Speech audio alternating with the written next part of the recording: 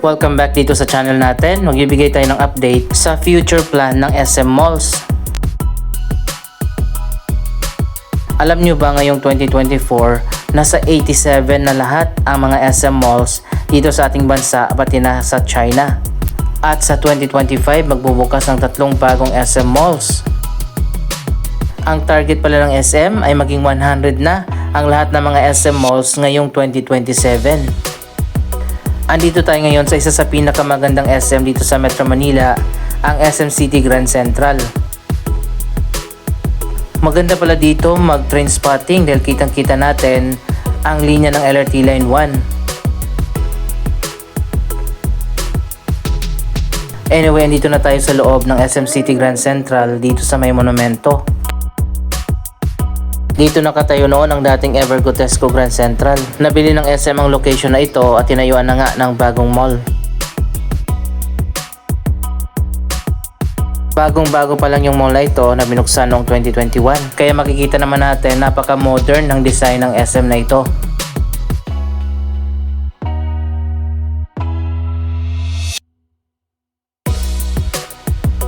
Kaya pala tayo nandito para ipakita ko sa inyo ang magiging future ng mga SM Malls. Ayon pa sa SM Prime, ang mga bagong SM Malls na itatayo ay mas modern na kumpara sa mga luma na SM.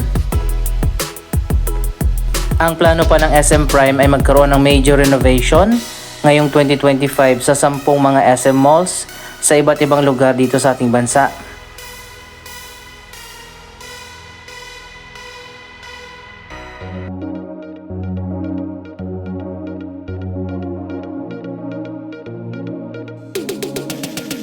So ayan guys, makikita naman natin napakaganda ng interior design dito sa loob ng SM City Grand Central.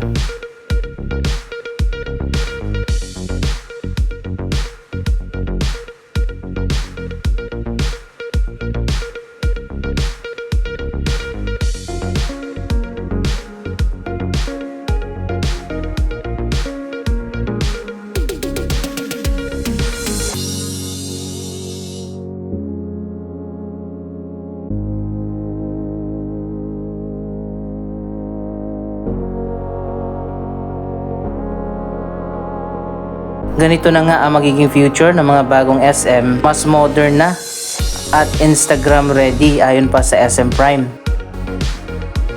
Ito naman yung entrance dito sa likod.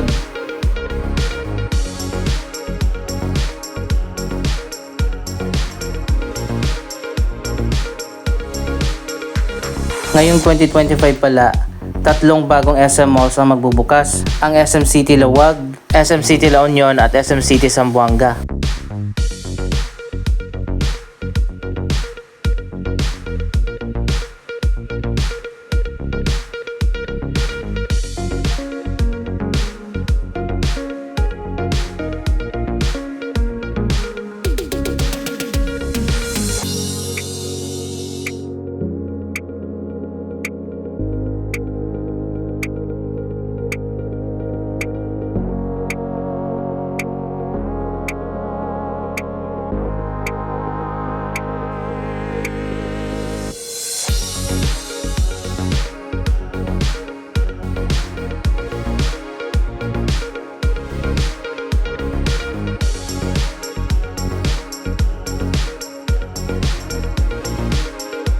Napaka-strategic ng location na ito at connected pa sa LRT Line 1 kaya naman napakaraming tao dito.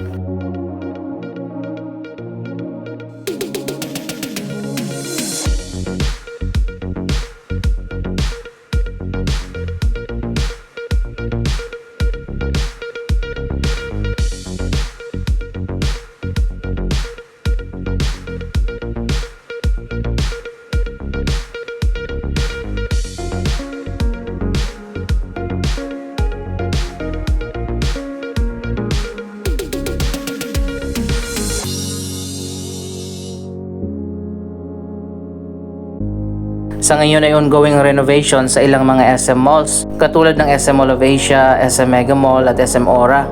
Ang SM Fairview naman ay magkakaroon ng major renovation sa food court.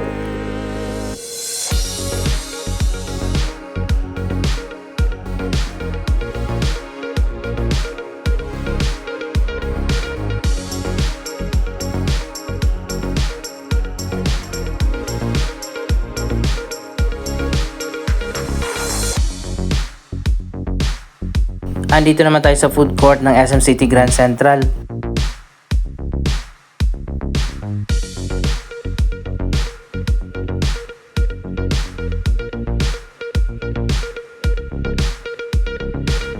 Maliwalas at maliwanag ang food court dito dahil nga merong overlooking area.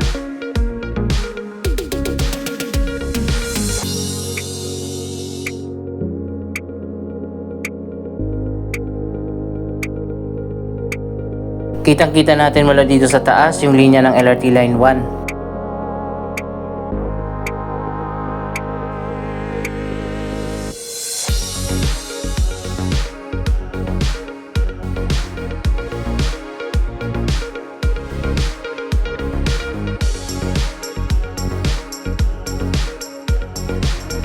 Siguro lahat ng mga lumang SM malls ay eventually magkakaroon ng major renovation. Yan ay parte pala ng 110 billion na redevelopment sa mga SM malls.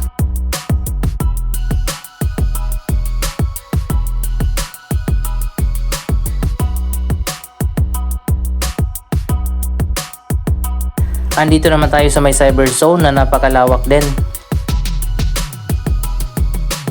Ang ilan sa mga existing na SM malls ay magkakaroon din ng expansion at mga bagong National University building.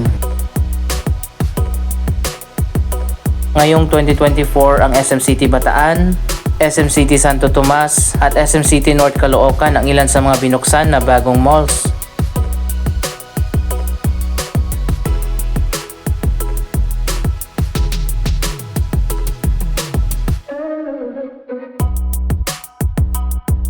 Ang gusto kong i-renovate ng SM ang SM Manila dahil medyo luma na.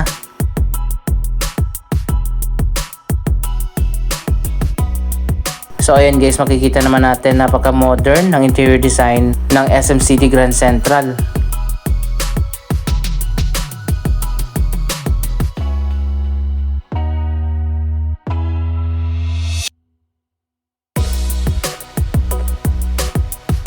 Ilan sa mga future SM Mall na abangan natin, ang SM Yulo sa Santa Rosa, Laguna at ang SM Harrison at marami pang iba. Dito naman sa top floor ang Skylight Park. Napakarami ding arcade dito sa taas.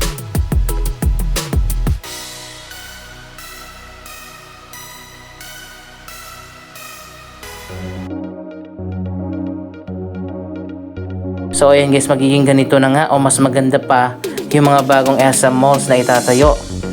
Ayon yan mismo sa SM Prime Holdings.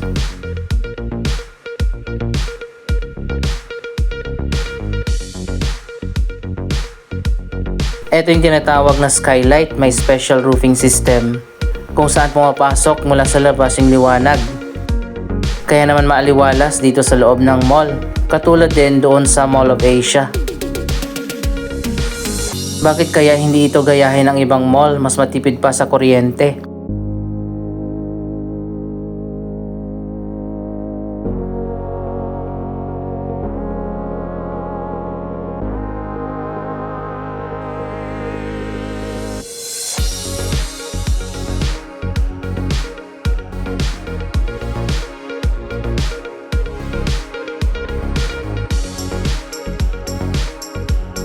May mini garden pa dito sa taas. Usually sa ibang mga malls kapag nasa upper floors ka na, konti na lang yung tao. Pero dito sa SM City Grand Central, mas marami ding tao dito sa taas.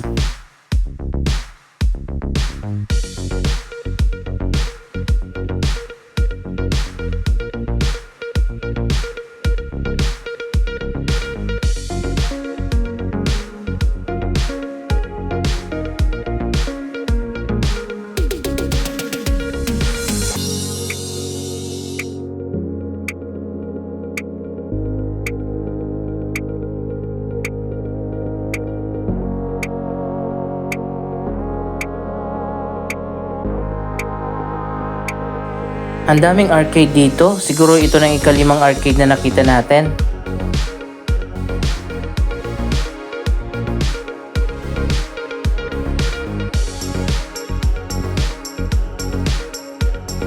Ito yung sinasabi ko sa ibang vlog na kapag nagbukas ang SM ng bagong mall, halos occupied yung buong mall. Samantala kapag Ayala o di kaya Robinsons, hindi nila kayang punuin. Tulad na lang sa mga bagong mall ng Robinson, ang Opus Mall, Gateway Mall 2 naman sa Araneta City na marami pa ring vacant, at Ayala Malls Manila Bay, ilan lang yan sa mga example.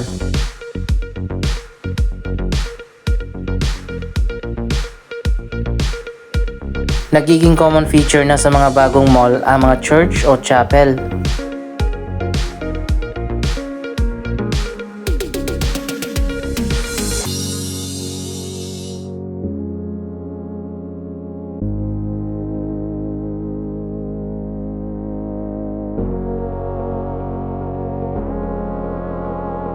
Sana maging ganito din ang SM Manila.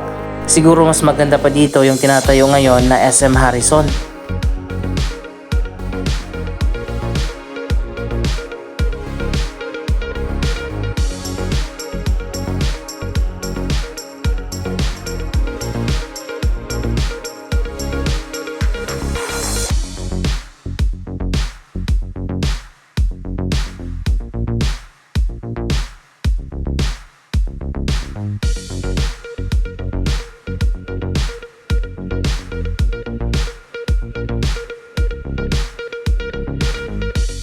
Kung napanood nyo yung last update natin sa Mall of Asia Expansion, matatapos na nga yung ginawang renovation doon. Tapos na yung North Sky Garden, pati yung Sky Park, Wellness Park at marami pang iba doon sa taas ng mall. May bagong football field pa sa taas ng SM Mall of Asia. Abangan nyo kapag nagbukas na, itutur ko kayo doon.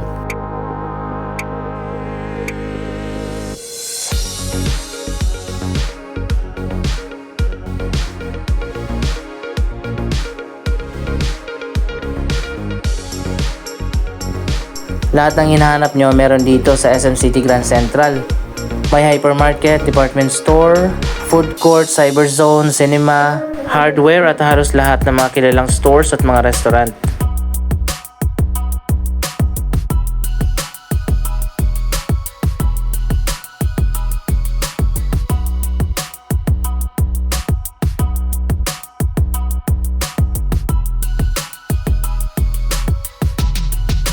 Usually sa ibang mga SM malls, di ba nakatago yung mga elevator? Nandito naman sa gitna, ang elevator sa SM City Grand Central.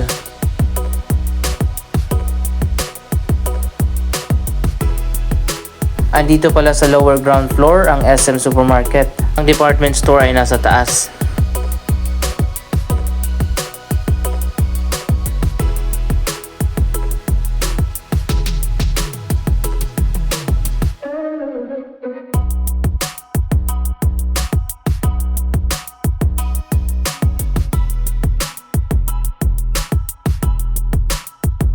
Mas maraming tao dito sa baba kasi nga nandito yung pinaka main entrance.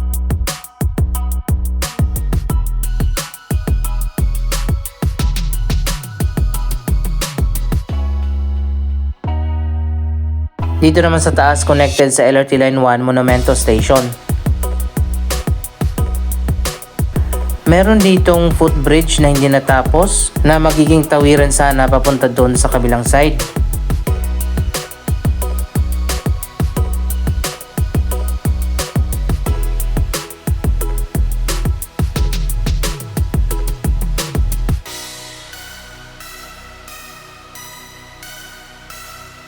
So ayan guys, makikita nyo naman kung gaano karaming tao dito na tumatawid na nagiging dahilan din sa traffic dito sa Monumento area. Kung natapos lang sana itong footbridge papunta dun sa kabila, mas mababawasan yung mga tumatawid na mga tao. Kaninong project kaya ito? Bakit hindi tinapos?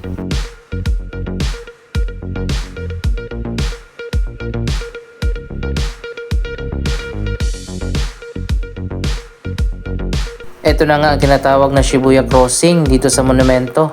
Ayan, makikita nyo naman, grabe. Sobrang dami ng tao dito. Kung may tawiran lang sana, mas okay.